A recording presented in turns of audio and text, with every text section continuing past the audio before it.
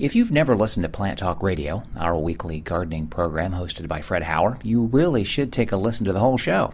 You can go to our website at planttalkradio.com and listen, or subscribe to the show on iTunes. Here's today's question. It's Her Highness, the Sweet Potato Queen. Good morning, Your Highness. Good morning, y'all. How are you? We're fine. How are things in northwestern Ohio? Well, we got a little rain yesterday afternoon, so things are glistening.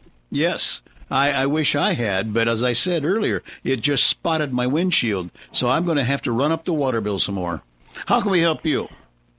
Well, two things. One, I wanted to tell y'all how beautiful my crepe myrtles are this year. They're just spectacular. Good. They didn't do much last year, but this year they are fabulous. Well, and I think... Second... Yeah, I think that's probably because we had a lighter winter, and I'm glad because that plant is right on the edge of its northern ability to handle. So I'm glad this is a good year for you. Yeah, last year was not a good year. Yep. But this year is wonderful.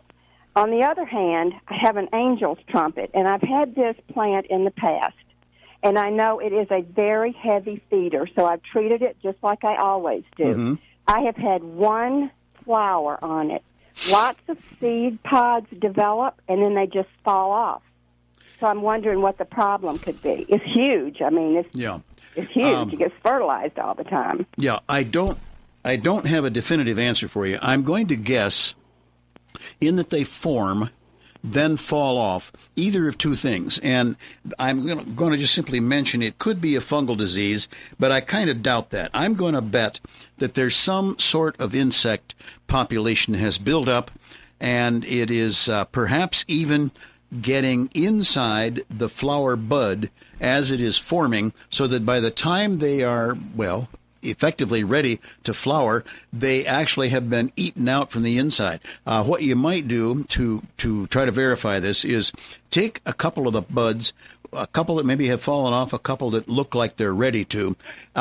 Use a sharp knife, cutting board, and slice down through them, cross-section, like you'd slice a tomato for the sandwich, and then use as high a magnifier as you can get to take a look, because the critters you're looking for quite possibly are in that magnification level and maybe even more subtle than that. But give that a try. If that's the case, then it's back to insecticides to prevent them from getting inside the plant in the first place.